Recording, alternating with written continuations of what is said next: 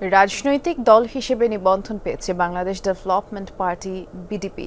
কিছু সংস্কারের পর 1 থেকে 1.5 বছরের মধ্যেই নির্বাচন চায় দলটি।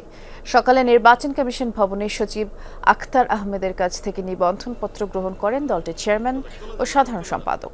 মুক্তিযুদ্ধ জুলাইয়ের চেতনাকে ধারণ করে রাজনীতি করতে চায় তারা বলে জানান চেয়ারম্যান আনোয়ারুল ইসলাম। বলেছেন, যারা 71 ও 24-এর চেতনাকে ধারণ করবে, আরেকটি জুলাইয়ের তৈরি হবে না, এমন দলের সাথেই জোট করবে তারা।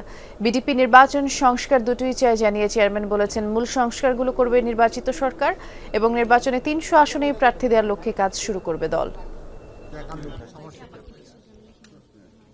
পূর্ণ সংস্কার কখনো সম্ভব না, পূর্ণ সংস্কার রাজনৈতিক দলেই করবে, কিন্তু বেসিক যে সংস্কারগুলো চলমান সেইগুলোর একটা বাস্তব প্রতিফলন হওয়া পর্যন্ত আমরা অপেক্ষা করছি। সেটা সর্বোচ্চ 1 বছর থেকে 1.5 বছর, তার চেয়ে বেশি হওয়া মনে দেশের জন্য মঙ্গলজনক হবে না।